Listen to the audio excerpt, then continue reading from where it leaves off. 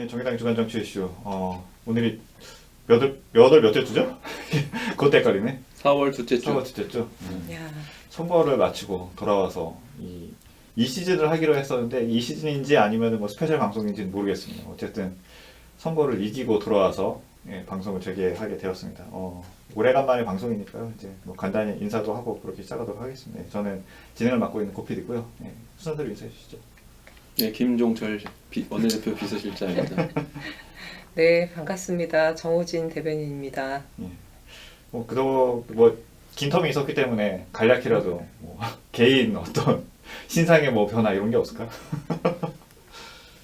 신상의 변화 전혀 없습니다. 전혀 없고 단지 이제 육석 정당의 이제 원내대표 비서실장이 됐다는 여섯 석. 달라지셨네요. 엄청난 변화죠.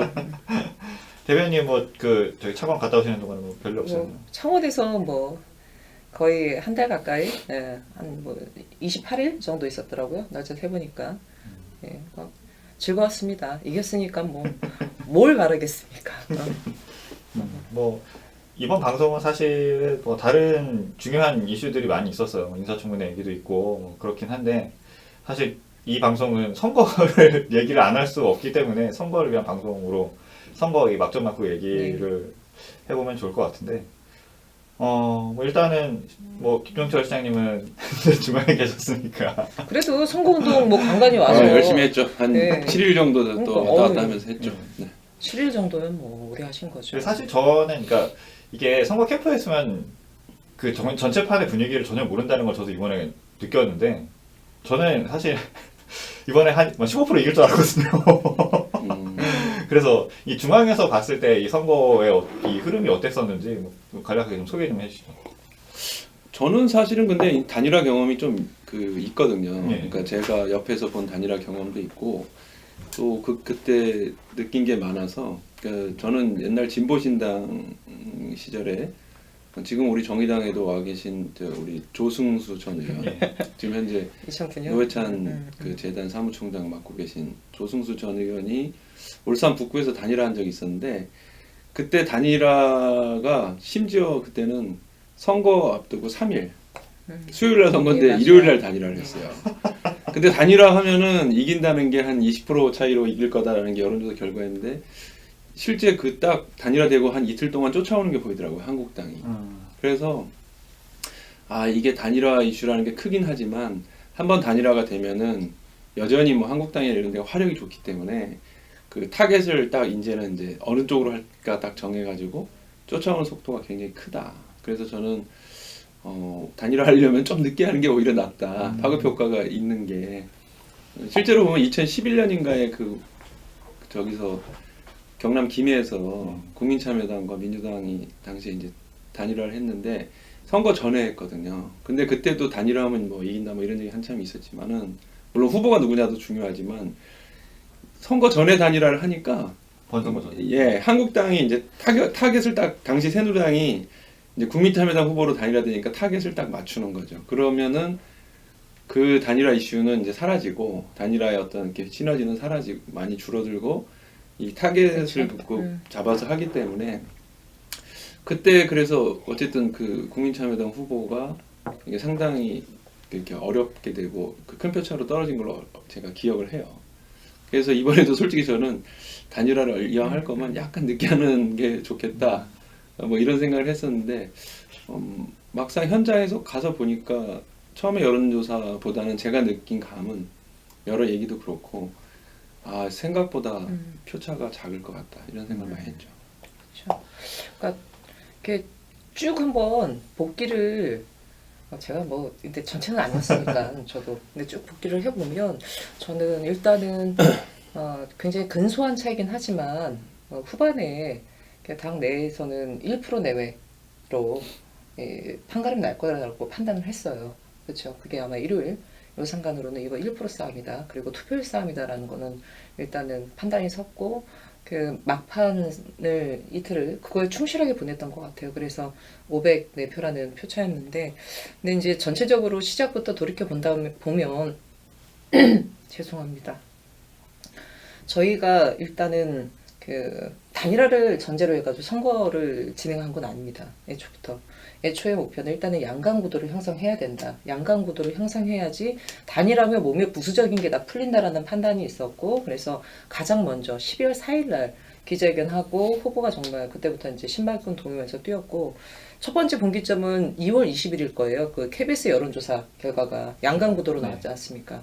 그때부터 이게 분위기가 확 굳어지기 시작했고, 그리고 단일화와 관련된 부분도 사실은 민주당이 먼저 제안한 거죠. 3자 원샷 단일화를 민주당이 제안했고, 그게 사실은 이러저러 뭐 왔다 갔다 주거니 받거니 막 여러 가지 상황을 하다가 3월 25일 날 본선 들어가서 됐기 때문에 김정철 실장이 말씀하셨듯이 단일화에 대한 컨벤션 효과는 분명히 있었습니다. 근데 저희가 개표 결과를 보고서도 이미 언론에도 많이 나왔지만 정말 단일화 효과가 딱 사전투표일까지였어요. 사전투표 끝나고 다음날서부터는 완전히 분위기가 싹 바뀌었기 때문에 타이밍 기가 막히게 맞췄다. 단일화. 그리고 일요일날 심상치가 않다. 특히 우리가 물증은 잡지 못했지만 자유한국당이 전국적으로 쇼핑 선거운동을 했잖아요. 우리 빨간 잠바 입고 전세버스 다 대절해서. 그리고 선거 이틀 앞두고는 운동원이 거리에서 안 보이고 완전 조직선거가 들어갔던 부분이 있어서 이게 진짜 일요일날 비상체제 전환하고 분위기 전체적으로 좀 전환했던 것도 선거를 이기는데 중요한 좀 분기점이 되지 않았나 싶습니다. 그 자유한국당 그러니까 전국에서 오신 운동원 분들이 그러니까 와서 선거 운동을 하는 거지만 그 와중에 소비를 하잖아요. 그러니까 그게 뭐 자신의 돈이겠지만 근데 그게 생각보다 이 효과가 있는 모양이더라고요. 주변 상인들에게. 아니 그냥 지나가면서 지지해주세요 말하는 것보다 물건 하나 사고서 지지해달라 그러면 장사하신 분들 입장에서는 뭐 틀리죠. 뭐 그런 면도 있겠지만은 하나는 그 제가 가서 그 유세하는 거라든가 이제 분위기를 보면서 좀 느낀 거는 황교안 효과는 확실히 있었던 것 같아요. 그럼 그러니까 거기 이제 한국당 후보 강기훈 후보라는 분 연설하는 거 들어봤는데 그렇게 뭐랄까 매력적이라든가 그렇게 저 사람이 꼭 돼야 되는데 예전에 이제 이 사람이 한번 국회의원을 했던 사람이거든요. 그렇기 때문에 이 사람이 무슨 새롭게 뭘 할 것이라는 기대감이 이렇게 많지는 않았을 것 같아요. 지역에서는 또 대단히 오랫동안 그냥 계속 봐온 사람이라고 하더라고요. 그래서 특별히 뭐 신선한 느낌 이런 건 정말 제로라고. 않고. 그래서 그 사람 동료 물론 우리도 이제 여영구 후보뿐만 아니라 뭐 이정미, 윤소아, 심상정 그리고 다른 의원들도 계속 지원하고 뭐 당이 적극적으로 했지만은 근데 전체적으로 보면은 저기 누구야 황교안 대표가 이제 2월 말에 선출됐죠. 2월 말 선출되고 첫 선거고 이러다 보니까 지나가는 사람들이 나 황교안하고 인사했다, 뭐 봤다, 뭐 이런 사람들이 좀 있어서 그 효과는 좀 있었던 것 같아요. 저는 되게 정확한 지적이라고 보는 게 제가 기자분들한테 그 얘기는 해요. 여영국 우리 의원님이 여영국 후보가 싸웠던 상대는 강기훈이 아니라 황교안이랑 싸웠다. 그러니까 여영국과 황교안의 싸움이었어요. 물론 말씀하셨듯이 이정미 대표, 뭐 윤소아 원내대표, 심상정 의원님 뭐 다 이렇게 뜨긴 했는데 사실은 싸운 당사자는 강기훈 후보가 아니라 황교안 대표였어요. 분명합니다. 사실 언론에서도 그런 지적들이 있었거든요. 그러니까 황교안 대표가 여기에 올인하는 게 옳으냐 그르냐를 따지면서 만약에 여기 졌을 경우 그러니까 이거는 어차피 황교안의 싸움인데 졌을 경우에 타격이 있지 않을까 그런 분석을 하는 언론도 있긴 했었는데 크게 졌다면은 좀 문제가 됐겠죠. 그렇죠. 황교안 약발도 안 된다. 뭐 이렇게. 아니 되게 이기긴 이겼지만 정말 아슬아슬한 차이였었기 때문에 그 이제 그러니까 저도 다니면서 그 물론 악의적인 사람도 있었겠지만 예를 들면 단일화를 왜 했냐 이러면서 막 약간 욕을 섞어가면서 단일화를 왜 했냐 이런 분들도 있었거든요. 근데 이게 그런 사람들 중에는 뭐 선의로 뭐 이런 얘기를 한 사람도 있었겠지만은 되게 예를 들면 본인이 한국당 지지자이면서 이제 막 심사가 뒤틀리니까 이렇게 하는 그런 분들도 있었는데 이런 건 인것 같아요. 확실히 경제가 그 상황이 뭐 창원, 통영, 고성, 뭐 거제 이런 게 다 그렇죠. 어려운 상태에서 그렇죠. 쭉 오다 보니까 그런 부분에 대해서 이제 정부에 대해서 불만을 가지고 있는 분들도 되게 많고 그러다 보니 이제 한국당 주장이 좀 먹힐 수 있는 그런 상황이 좀 사실 어느 정도 그 기반이 됐던 거는 사실이고 그런 부분에다가 이제 황교안 그 어떤 그 신인 정치 상품 아니에요?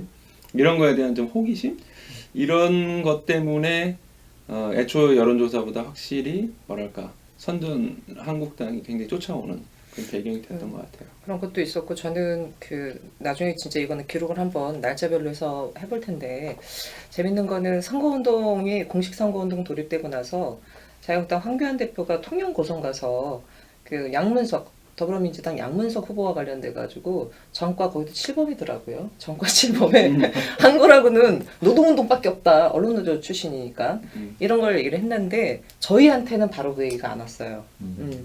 그래서 언젠가는 우리한테 올 얘기인데 우리는 왜 안 할까 했는데 사실 자유한국당이 맨 처음에 저희한테 쏟아냈던 거는 이제 단일화가 되고 나서 뭐 여권 단일화다, 뭐 핵의 망측 그런 걸 쏟아내고 난 다음에 사실 집중적으로 후보와 관련돼서 마타도어가 본격화되는 거는 단일화되고 나서 이게 승기 자체가 약간 이제 이 분위기가 좀 바뀔 때쯤에 그때 정과 7범을 비롯해가지고 오세훈 전 시장의 노회찬 전 의원에 대한 망언이면 그때 다 쏟아부었어요, 사실은. 근데 저희가 이렇게 봤더니 우리 박종현 조직위원장님 장모께서 용인 사시는데 카톡이 왔더래.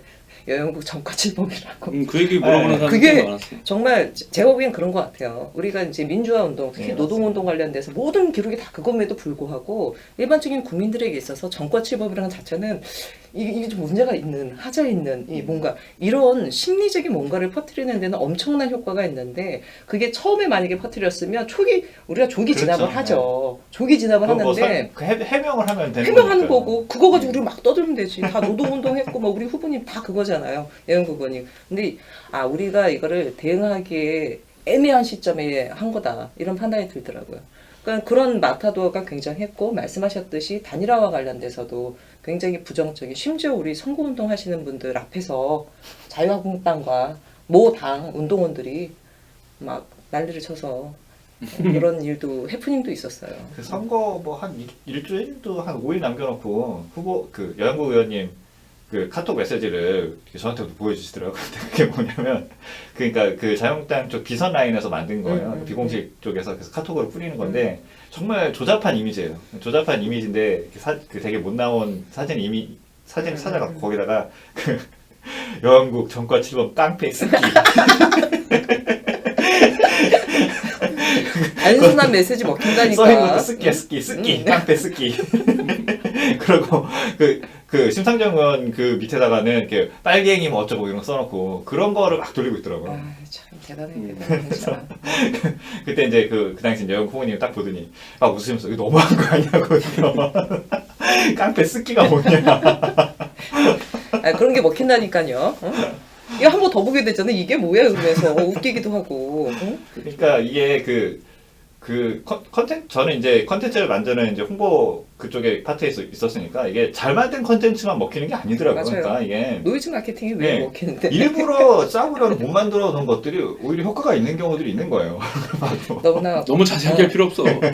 핵심만 딱 전달하는 단순하게. 그래서 그 메시지도 보니까 조기에 우리가 대응해서 무마시키는 걸 알고 막판에 그냥 다 쏟아부었어요. 메시지나 이런 것들이. 예. 그럼 뭐 뜻하지 않게 경남 FC권이 있었는데 제가 진짜 끝나고 우리 이기부서 전세버스 타고 이제 마석 가느라고 올라오는데 기자들이 쫙 전화해가지고 사파동이 이 지지율이 굉장히 높았죠. 사파동이 큰 승리의 몫을 해준 동인데 사파동에 축구센터가 있기 때문에 그렇다라는 이게 지금 돌고 있다는 거예요. 찌라시로도 돌고 있고 정말 어이가 없다. 그리고 우리 고피디님 저랑 같이 축구센터 갔잖아요. 네. 그 창원 FC 때 화제가 됐던 네. 그날 3월달 우리 갔었는데 사파동에 있는 건 맞으나 여영국 의원님이 사시는 곳도 사파동이고 도의원 재선 지냈던 8년간 지역구도 사파동이고 이런 부분들은 고려 안 하고 그냥 경남 FC 사파동 뭐 이런 식으로 하니까 잠실 야구장은 송파구 주민들만 가는 걸로. 아니 그렇게 생각하면 그래 어차피 경남 FC라 전 경남에서 다 모이는 건데. 그러니까 축구 팬들을 너무 무시하는 듯한 그런 찌라시가 아닌가 싶어요. 그래서 애국계 그 경남 FC 때문에 이정미 대표님이랑 여영국 의원님 LG 세이커스 응원 이것까지 그냥 불똥이 튀어가지고 진짜 그것 진짜 진화시키느라고 진땀 뺐어요. 사실 그 문제의 핵심 부분은 그러니까 그 경기장을 들어갔다 안 들어갔다라기보다는 그러니까 그 경남 FC 같은 경우에는 이제 그 사무처에서 제지를 한 거죠. 막았는데 네, 그거를 제지를. 그냥 들어갔다. 사실 이게 중요한 그게 건데 가장 핵심인 뭐 거죠. 들어갔냐 안 들어갔냐만 갖고 자꾸 얘기를 하고 있으니. 그러니까 입장료도 안 낸 분도 있고 명백하게 제지를 했는데도 불구하고 뭐 갑질한 거죠. 밀고 들어갔던 거고 경남 LG 세이커스 같은 경우는 창원 그거 같은 경우는 입장료도 냈고 구단의 안내를 안내까지 에스코트를 받아서 응? 심지어 중간에 하프타임 때 응원까지 나가서 하는 응? 그것도 그 마스코트가 데리고 그쵸. 나간 거였잖아요. 마스코트가 말해가지고 설명하기 너무 복잡해. 여하튼 선거 때는 참 힘들더라고 그런 게. 그리고 여러 가지 사건이 한꺼번에 막 터지기 때문에 막 지나가니까 그러니까 정말 단순한 메시지가 먹히는 것 같고. 맞아요. 그리고 단순 방법 그게. 공격적으로 뭔가 이렇게 이슈를 잡아서 해야지. 참 그게 쉽지 않은. 근데 저희가 일단은 단일화되고 나서는 뭐 그 직후에 나온 MBC 경남 여론조사나 이런 게 굉장히 잘 나왔잖아요. 뭐 적게는 9% 예. 많게는 15%여가지고 그 거의 뭐 더블 스코어 나온 데 있었잖아요. 예, 저희가 사실은 공격적인 발언과 공격적으로 할 수 있는 위치는 아니었습니다. 사실 방어적이어야 되고 MBC 경남 토론회 끝나고 나서도 밤에 이제 한시쯤 후보님 같이 차 타고 오는데 후보님 뭘 보여주시더라고. 가까운 지인분이 발언과 관련돼서 주의해야 될 역대 말 한마디 잘못해서 망친 선거 당사자들 목록을 싹 정리해서 나 진짜 그거 봤어요. 그래서 말 조심해야 될 텐데 후보니까 말은 안 할 수 없고 응? 긴장하고 주의하자 이런 말씀을 하셨어요. 아니 그거는 맞는데 근데 사실은 그 우리가 여론조사 몇 프로 앞서면은 조직력에서 밀리기 때문에 그럼요. 항상 우리가 이슈를 선도하지 않으면 쫓기는 위치에 선대하는 거를 인식을 할 필요가 있는 것 같아요. 물론 무슨 이슈를 갖고 할 거냐는 복잡한 문제지만. 근데 저는 그래도 이번 선거 때가 사실 제가 처음으로 이겨본 선거거든요. 저도 생각을 해갖고서는. 저도 뭐 2010년 이래 보궐선거에서 이겨본 건 처음입니다. 그리고 말씀하셨던 조승수 전 의원님 보궐선거가 10년 전이에요. 2009년 보궐이었습니다. 2009년이죠. 근데 저는 그래서 뭐 항상 대단히 안타깝지만 이제 5%가 안 나오는 이 선거를 치렀기 때문에 사실 이게 돌아다니면 정말 민망할 때가 있거든요. 누구세요 이것 때문에. 근데 정말 이 되는 선거 정도가 되니까 도의원 두 번 다 하셨지만 이미 상인들이 먼저 알아보더라고요. 다 아시고. 가면 여의원 하나 이렇게 해서 그래서 이게 조직의 그 기반을 닦아놓는다는 게 이런 거구나. 적 닦아놓는다는 그런 느낌도 들어요. 사실 40% 이상 나오는 선거는 그냥 가보면 되는 것 그렇죠. 같거든. 근데 이제 상남시장.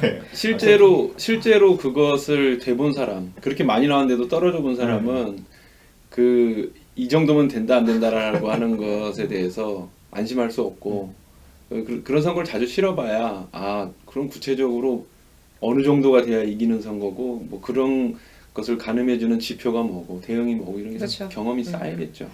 그 상남시장 가보시잖아요. 네. 같이 후보랑. 그건 당선이야. 거기는 그냥 당선이야. 본인 가면- 상인분들께서 네. 구호 외쳐. 기호 가면 막 소리 지르고 구호 외치고 하지만 그게 참 표는 그렇게 나오지 않는다는 거. 상남동 근소하게 이겼어. 근소하게. 근소하게 이겼어. 이 반송시장 같은 경우에는 사실 출마 기자회견도 거기서 했고 우리 모든 걸 네. 매일 갔어. 매일. 모든 행사의 중심이 반송시장이었는데 반송동 졌잖아요. 뭐 그러니까 이게 열세라는 걸 알고 일단은 많은 우리는 한 거긴 하죠. 노력을 투여했음에도 불구하고 인풋 대비 아웃풋이 별로였어. 다행히 우리가 개표 때 반송부터 개표를 해서 너무나 다행이었습니다. 그러니까 관계자들은 알고 있었잖아요. 반송에서는 우리가 우위를 점하기는 좀 어렵다. 그래도 최대한 추격하자 했는데 반송부터 하고 가장 우리 지지세가 강한 사파동 나중에 하고 특히 사전투표함을 나중에 해가지고 뭔가 되게 국민들한테 드라마틱한 이제 짜릿한 결과가 말이죠. 나오고 우리가 이긴 상황에서 하는 얘기지만 정말 재미난 그렇게 따지면 정말 재미난 거였다. 이게 이제 우리 눈앞에 보이는 것만 갖고 그거 판단할 수는 없는데 내가 이제 선거를 6번이나 나왔던 다 나서지만 경험에 의하면은 나는 이제 나경원 의원하고 같은 선거구에서 지역구에서 이제 붙었다 떨어지는 걸 이제 2번 한 거죠. 2번 했는데 근데 이제 어떤 경우가 있냐면 예전에 지하철역에서 이제 내가 이제 딱 먼저 나가서 인사를 하고 있으면은 이제 나경원 의원이 좀 늦게 나와서 한 15m? 10m 앞에서 이렇게 인사를 해요. 그럼 어떤 사람은 진짜 손을 막 팍 치고 지나가고 그다음에 막 대놓고 욕을 하고 하는 사람도 있고 뭐 악수해줄 거 좋아하는 사람도 있지만 내 눈에 보면 야 저렇게 모욕적으로 저렇게 막 그러니까 막 예를 들면 막 뭐 그런 욕이 있잖아요. 네. 뭐그 일본 네. 그렇게 좋아하고 막 이런 거 뭐 이런 거 싫어하는 분이 워낙 많으니까. 근데 나 같으면 저렇게 하면 선거운동 못할 것 같은데 꿋꿋이 하더라고. 근데 더 중요한 건 나한테는 그렇게 욕을 하는 사람이 없어. 근데 표는 안 줘. 아니 그게 그렇게 뭘 뜻하는 거냐? 저 사람이 당선될 것 같으니까 욕을 하는 거야. 내가 반대편인데 예를 들면 내 앞에 서 있는 저 사람이 새누리당 나경원이 아니라 대한애국당 누구라고 치면 누가 그렇게 어차피 이 사람 당선도 안 될 건데 그러니까 누가 그렇게 욕을 하겠어? 심한 말 안 하는 거지. 그래서 당선되니까 나는 이제 큰 결론이 이게 욕을 먹어야 당선이 되구나. 욕을 먹지 않는다는 거는 당선 가능성이 별로 없어서 사람들이 안 됐다 하거나 아니면 그래 나와서 돈만 누구세요? 쓰고 나가서 돈만 쓰고 그래서 야 앞으로는 욕을 먹는 정치인으로 성장해야 되겠다. 이게 내가 낸 결론이야. 그래서 여영국도 막 이렇게 하면서 막 욕을 먹길래 그러니까 왜 단일화 했어? 그러면서 뭐 빨갱이야 막 이런 얘기 하길래 당선 가능성이 있기 때문에 역시 역공이 들어오는구나. 나도 저런 욕을 한번 먹어봐야 되는데. 아니 뭐 왜 우리 저 이정미 대표님은 그 얘기 하시던데 순간 유세하다가 등골이 서늘해졌대요. 근데 왜 그러냐 그랬더니 다 좋아하대래 다. 근데 본인도 그거에 계속 취해 있다가 갑자기 유세하는데 순간 왜 다 이상한 좋아하지? 싫어할 만한 사람들도 나타나야 되는데 이거 뭔가 이상하다. 그래가지고 이제 그때부터 이게 뭔가 있다 이상하다. 그렇지. 나는 필드를 이번에 많이 안 나갔잖아요. 진짜 처음으로 마이크 안 잡아본 유세이긴 한데 필드 나가가지고 나는 들었어. 욕? 응. 욕을 들어야 된다. 욕 앞으로 못 떨어져. 무조건 떨어져. 그건. 욕 들었어. 어떤 분이 심하게 욕하고 가시더라고요. 그게 상대 팀의 그냥 반말마저인 반응인 거예요. 왜요? 우리 그때 합동유세 때 네. 그 특히 민주당 지원 유세 네. 했던 첫날 네. 와 그 상남시장 그 한가운데 뭐 그 교통경찰이 막 통제하고 이거 하고 했는데 어떤 분께서 거기서 난리도 아니었잖아요. 막 강하게 욕하시고. 이제 그때는 이제 그 민중당 쪽에서도 이렇게 사람들이 오시고 그리고 또 어떤 분은 한 시민께서냐. 한 시민께서는 계속 노회찬과 노무현을 헷갈리면서 구호를 외치시더라고요. 한 번은 노회찬이라고 했다가 한 번은 노무현이라고 했다가 반대파에서? 네, 반대쪽에서 저분은 약간 좀 그 케어가 필요하겠다 이런 생각도 들고 선거 유세장 가면 별의별 일이 다 있지. 저는 또 막판에 또 생각을 해보면 권영희 대표님 오셨던 것도 되게 굉장히 인상적이었었는데 사실 저는 오시기 힘들지 않을까 생각을 했었거든요. 저는 잘은 모르지만 여태까지 저쪽 민정당 손석희 후보랑의 관계라든지 이런 걸 봐도 그렇고 근데 와셔갖고 사실 저는 좀 개인적으로 좀 놀라기도 했었는데 또 이 선거가 또 그만큼 이게 내가 캠프 안에서 봤던 것처럼 지금 이게 그런 상황이 아니구나 이게 급박하구나라는 것도 그때 이게 좀 다른가 보다 느꼈었는데 사실은 큰 결단이야.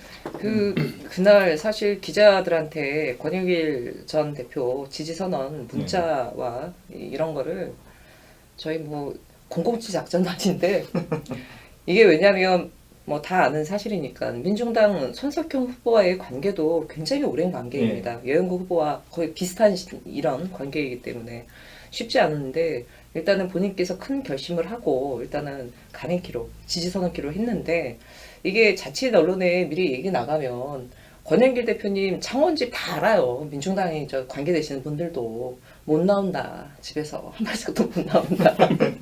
판단해서 집에서 나오시고 난 다음에 기자들한테 했고 그리고 본인도 일단은 뭐 우리야 당연히 감사하고 고마운 일이지만 손석희 후보 측에서는 강한 반발을 예상을 하셨어요. 그래서 문자 폭탄도 많이 받으시고 곤혹을 많이 치르셨더라고요. 근데 한 번뿐만 아니라 우리 또 마지막 날도 오셔가지고 또 함께 아침에 또 회의 때도 해주셔가지고 큰 힘이 됐습니다. 정말. 맞아요. 저는 그러고 나서 이제 그 민주당 쪽에서 나온 반응이 사실 좀 너무 물론 너무 격했지. 왜 그런지는 알지만 너무 좀 예의가 없어 보이는 게 있어서 그게 좀 아쉽긴 했는데. 근데 사실 예의 없으면 첫 번째 토론회 했던 날서부터 시작했어요. KBS 창원 토론회에서 공식 선관위 주간 토론회에서도 그랬고 그래서 그날도 뭐 일단은 민중당, 자유한국당 싸잡아서 노회찬 의원님 폄훼하고 그래서 이제 인간에 대한 이해를 다 하라. 그때부터 이제 시작이 된 거였죠. 그렇죠. 선거가 보통 보면 과열되니까 그 중간에 나온 뭐 요구나 구호나 뭐 주장이나 비난이나 이런 거는 뭐 선거 끝나면 뭐 다행히 또 여영국 의원이 손석희 후보 나중에 만나서 예. 뭐 선거 앙금을 다 철다라고 했었는데 근데 어쨌든 그 중간에 뭐 예를 들면은 뭐 그 방위산업체 노동자들 노동권 보호해야 된다 예. 뭐 이런 걸 이제 우리 여 후보가 얘기했는데 손 후보 측에서 그건 헌법 바꿔야 된다 이런 약간 그 자유한국당 주장이거든요. 예, 이게. 그 사실 맞지도 않는다면서. 맞지 그저 않아요. 팩트 다 확인해가지고 우리 후보님이 2차 토론회에서 그걸 얘기를 하셔야 되는데 후보님이 마음이 격해져가지고 그랬었어요. 그러니까 좀 조심해야죠 그런 거. 근데 사실 토론회 얘기가 나와서 말인데 저 다른 선거에서도 마찬가지지만 토론회는 정말 큰 영향을 안 미치는 것 같더라. 안 미치는 것 같습니다. 저는.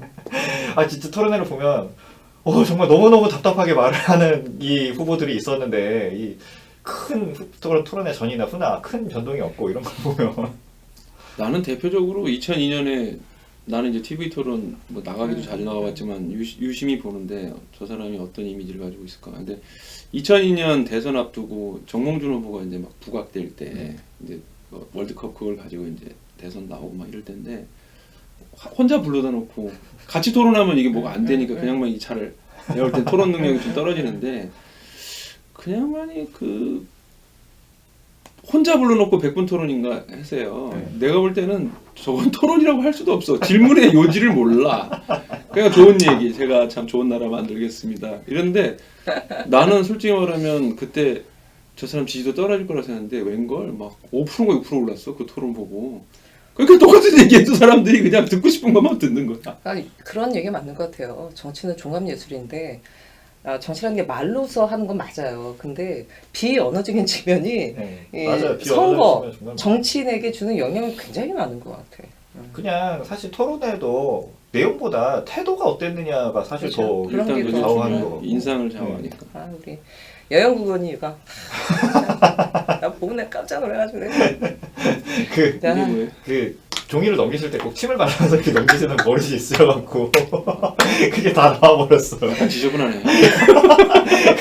그리고 너무 내가 그래서 그날 맨 처음에 그 고무를 끼워줘 고무 이렇게. 선관위 주간 토론회였어요. 근데 KBS 창원을 갔는데 우리 후보님 모두 발언하는데 그때 잘못 자막이 나간 거예요. 현 노회찬재단 이사인데 전으로 나간 거예요. 그래가지고 고쳐야 되니까. 근데 뭐 어떻게 막 작가 연락처도 안 갖고 왔다는 거예요, 우리 정치팀. 그래가지고 진짜 제가 주저정신이 뛰쳐 들어갔어요. 진짜 물어봤는데 나 깜짝 놀라서 빨리 바꿔달라고 그랬는데 내려왔어. 이제 마음 진정하고 있었는데 갑자기 이게 후보님은 안 나온 줄 알았대요, 영국 의원님은. 본인이 아니었어. 본인 질문을 뭘 찾는 거였는데 투샷으로 이게 나오는데 이게 근데 그러면서 선본이 잘 포장을 해야지.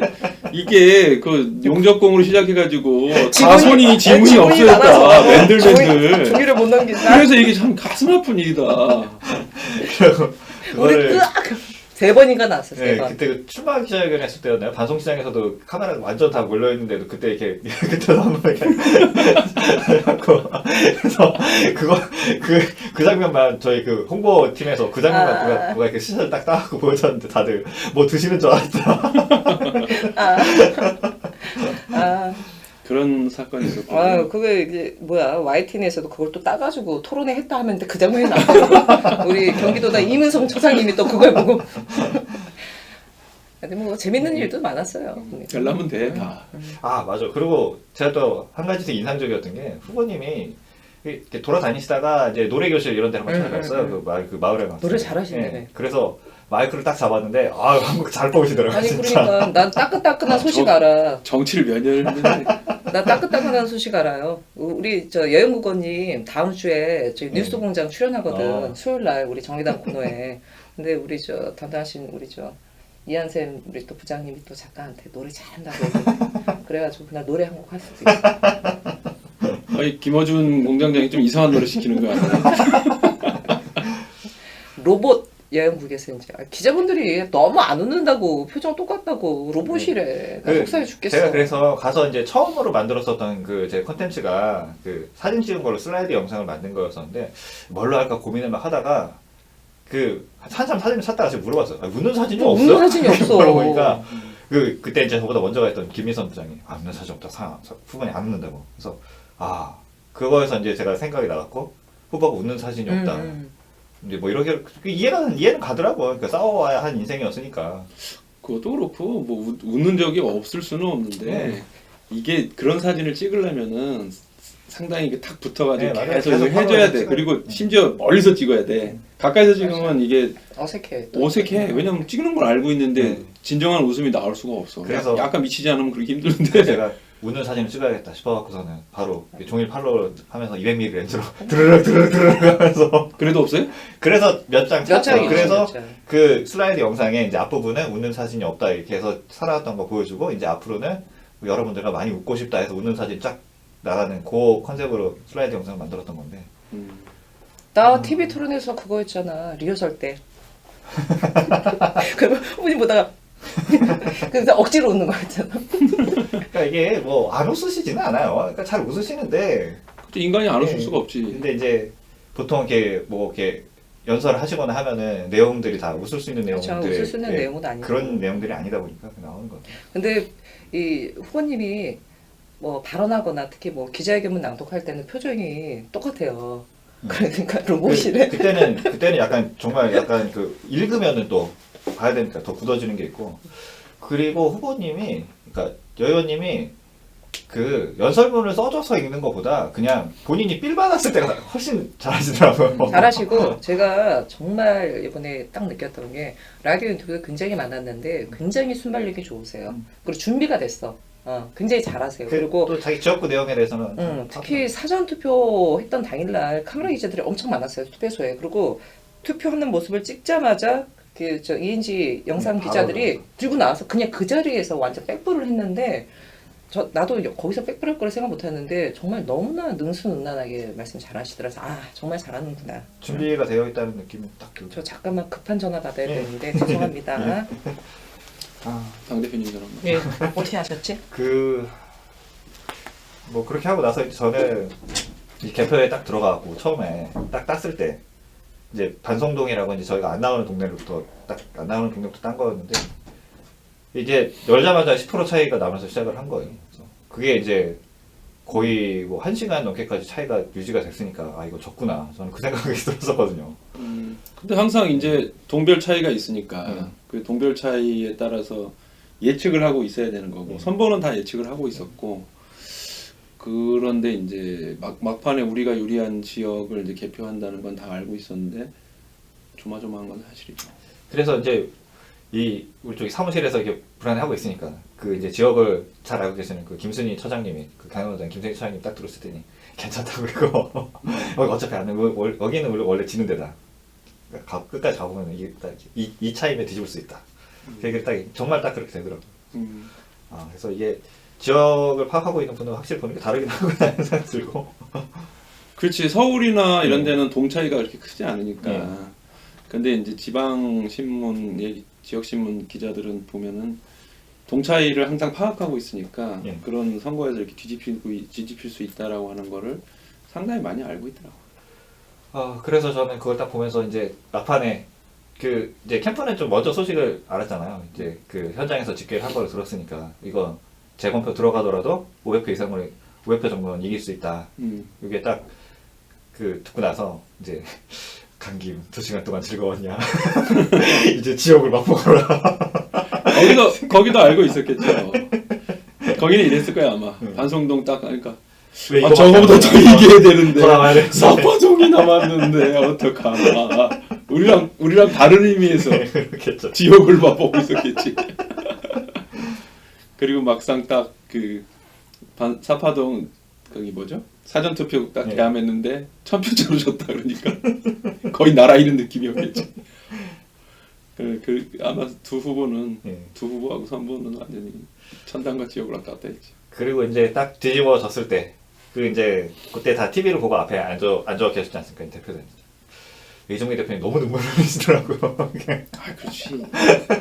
진짜 우리 이정미 대표님 이 특등 공신이야.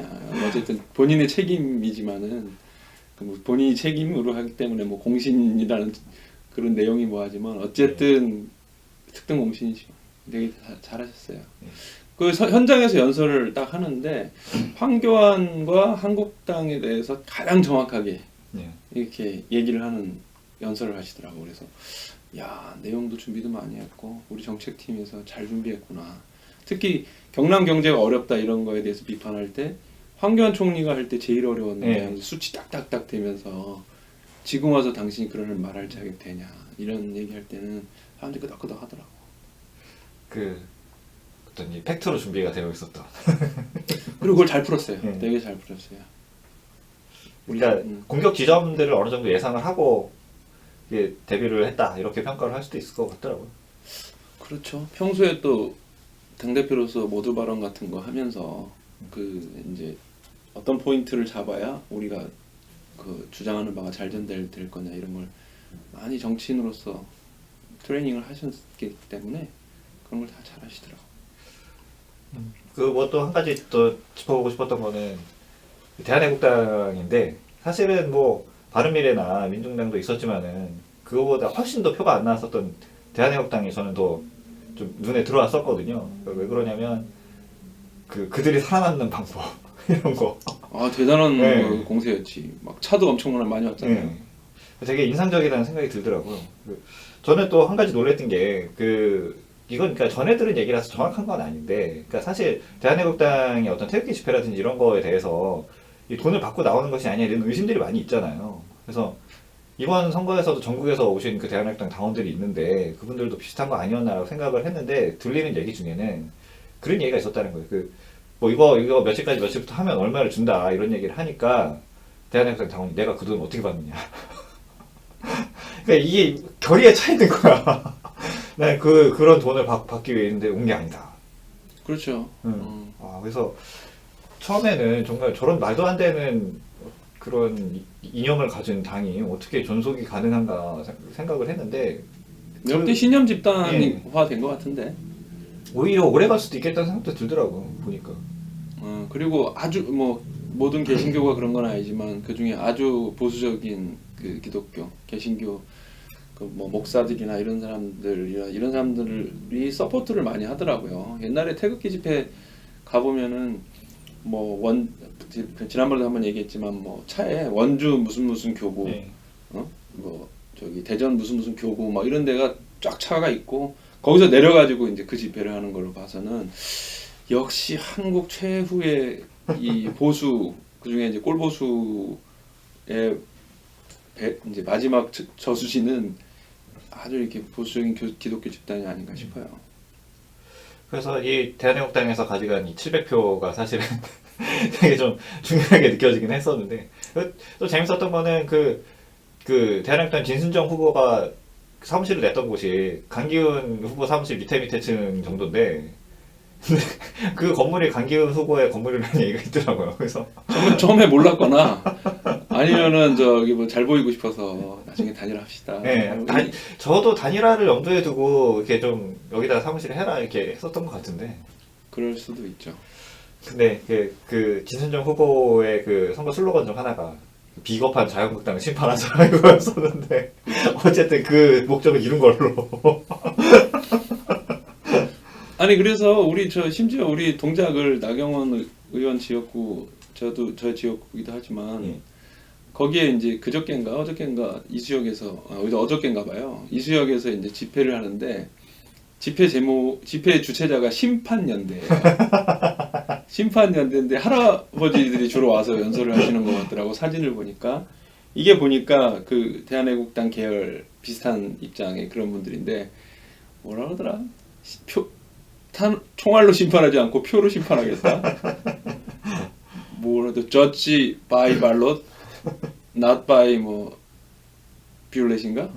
되게 막 이렇게 뭐 되게 나이를 맞춰가지고 뭐 하는 사람이 있나봐.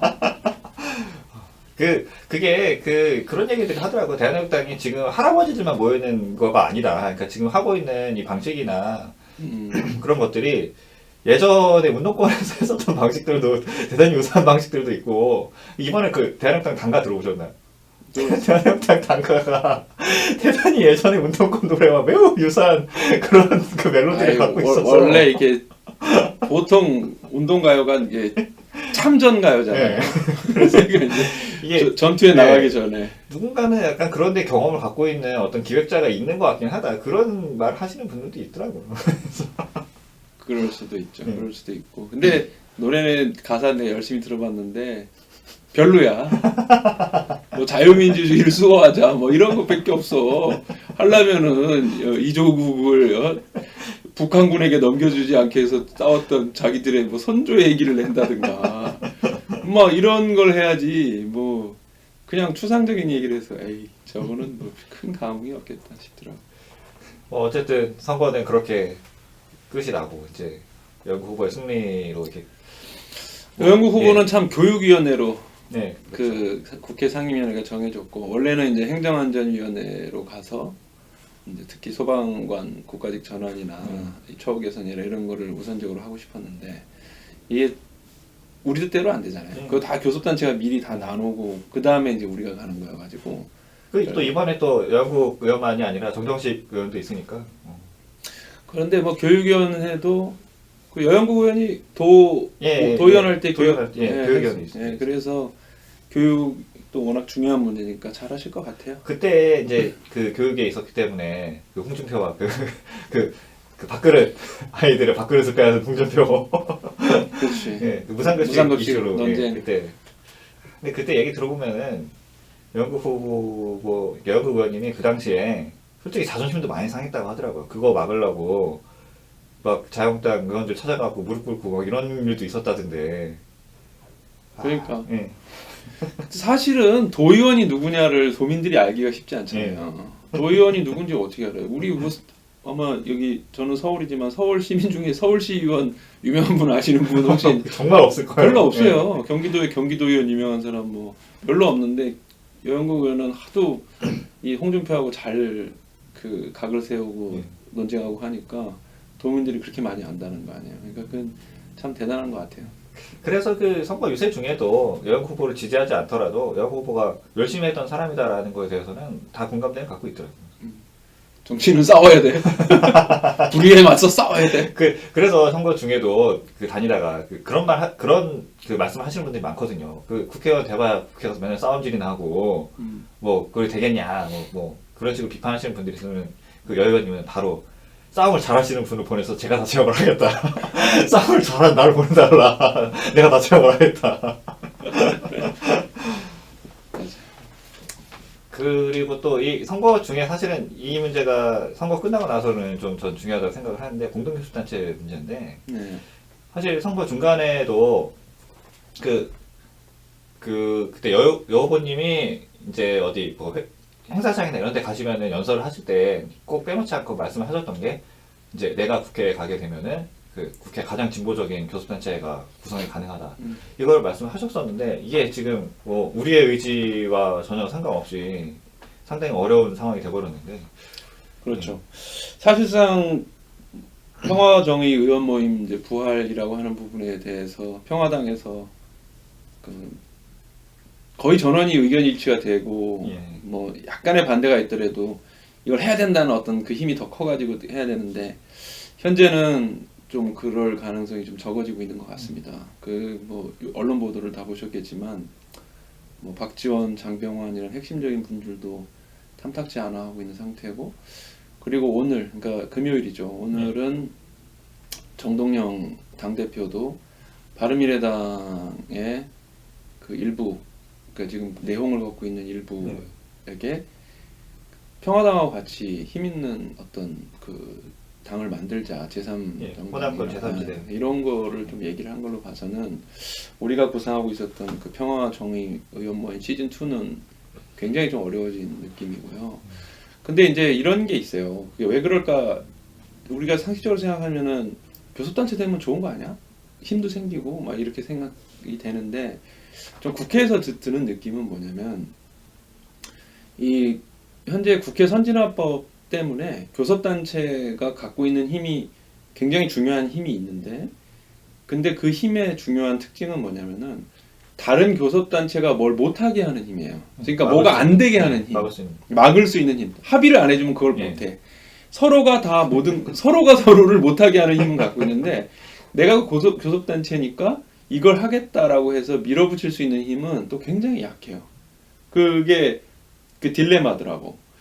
그러니까는 이번에 선거법 같은 경우도 한국당이 막으려고 하면은 그 원래는 막을 수 있어야 되는데 그 5분의 3, 예. 5분의 3이라고 하는 조건만 넘으면은 그러니까 과반수가 아니라 5분의 3이 넘으면은 어떤 교섭단체가 뭐라고 하든 간에 상관없이 패스트트랙으로 할 수 있다라는 것 때문에 이 정도로 온 거거든요. 근데 이제 평화당 입장에서 생각을 해보면 내가 평화당 의원이라고 생각해보면 1년 남은 선거 이제 1년도 안 남았는데 나한테 뭐가 중요할까? 내년에 재선이 되는 건데 그러려면은 지금 나한테 이게 교섭단체가 그렇게 중요할까? 그런 생각이 당연히 들었을 것 같아요. 그래서 오히려 이제 정의당과 같이 하면은 막 호남에서는 어쨌든 뭐 민주당 집권당을 막 비판을 해야 되는데 강하게 우리는 또 비판할 건 비판하고 또 이건 좀 옹호해줄 건 옹호해줄 이런 식으로 나가니까 아마 그런 것도 좀 껄끄러웠겠죠. 그래서 메리트가 좀 예. 적은 것 같아요. 공동교섭단체를 하게 되면 그 원내대표를 번갈아 가면서 저번에도 그렇게 이제 했었으니까 네. 그래서라도 좀 부담이 있는 게 아닌가라도 저도 그런 생각도 들던데. 어쨌든 의견 조율을 예. 해야 되니까. 그러니까는 이제 자기들 본인들의 입장에서는 이제 평화당에 이제 좀 자기 그 입장이 있는 건데 그걸 되게 세게 얘기하지 못하니까 그런 게 메리트가 별로 없다라고 생각했던 것 같아요. 제 느낌에는.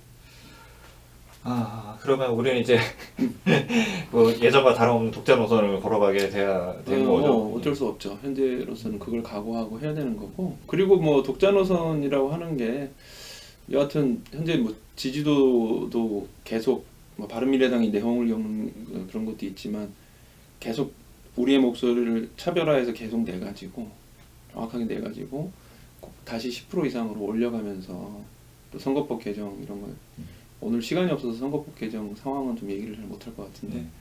그 선거법 개정과 같은 부분도 하고 개혁 입법 얘기하고 해야죠. 아, 뭐 사실 이번 화는 이제 여영국 의원님 특집이니까 여영님이 이제 1년 후면은 바로 또 다시 또 총선을 치러야 되지 않습니까? 뭘 이 대비라고 준비를 해야 될까요? 그 사실은 지역구기 때문에 그 이제 정의당이 전국적으로 잘하는 것도 있어야 될 거고 또 그다음에 지역구다 보니까 그 지역의 경제 사정이나 이런 거에 좀 맞춰서 여러 가지 것을 좀 해야 될 것 같아요. 근데 다행히도 지금 그 경남 뭐 이제 거제를 비롯해서 지금 그 우리나라 그 뭐 LNG선 등 그 수요가 이제 계속 커지고 해가지고 이제 수주는 계속 되고 있다는 거 아니에요? 그래서 다시 중국으로부터 이제 1위 탈환도 했고 그쪽에서 굉장히 중요한 해양 플랜트도 이제 수주가 조금씩 들어오고 있다고 해서 저는 개인적으로 볼 때는 약간 경남 경제 그리고 창원 경제가 지금보다는 나아질 가능성. 조금은 나아질 가능성이 있다. 그리고 그런 면에서 좀 계속 희망을 좀 주고 대신에 이제 좀 약자들을 위한 발언들 그리고 이제 최저임금 때문에 굉장히 고통을 많이 받고 있는 고통이라기보다 그 오른 것 때문에 어쨌든 자영업자분들이 어려움을 겪고 있는 건 예. 냉정한 사실이고 그것을 좀 보완할 수 있는 국회에서 이런 역할을 많이 하시면 잘 되지 않을까 그런 생각이 들어요. 여영님이 그 어쨌든 이 당선이 되자마자 좀 스타가 됐잖아요. 전국적 정책이 됐어요. 그 표 차이 이런 거 그 아슬아슬하게 마지막 99.8%에서 뒤집은 뭐 이런 거부터 시작을 해서 뭐 그런 거는 꽤 운이 있으신 분이다 이런 생각도 들긴 하는데 관운이 있는 관운이 있는 사람이다. 잘 그걸 살려나가야죠. 다선 의원으로 꼭 자리를 잡으시기를 하는 생각이 들고요. 네, 뭐 그러면은 이번 주는 뭐 이렇게 맞춰 보도록 하겠습니다. 사실은 이게 제가 또 다음 주에 휴가라서 다음 주에 금요일에 녹음하기 어려워서 또 한 주가 쉬게 될 것 같은데. 네. 예, 뭐 어쨌든. 아쉽습니다. 예. 이게 시즌 2 시작하자마자 결방이에요. 시즌 2로 좀 더 자리를 잡고 그 사실 저는 가기 전에 이게 시즌 2로 자리를 잡으면은 이 스튜디오가 좀 바뀌었을 거라고 생각을 했었는데 우리가 선거에 너무 올인을 하다 보니까 뭐 중앙당도 이럴 여러 개좀 없었던 방이더라고요. 예, 뭐 컨텐츠가 중요하지 뭐 일단 조금 더 나은 환경에서 이 시즌 2를 시작할 수 있게 되길 바라면서 오늘 방송 이렇게 마쳐보도록 하겠습니다. 뭐 정신 대변인 중간에 나가셔가지고 뭐 들어오지는 못했는데 퇴근했나봐. 네, 뭐 그런 방송 이렇게 종료하고 뭐 다음에 또 뵙도록 하겠습니다. 네, 감사합니다. 네. 진짜 퇴근했나봐. 당 대표님하고 통화를 너무 오래 하셨는데.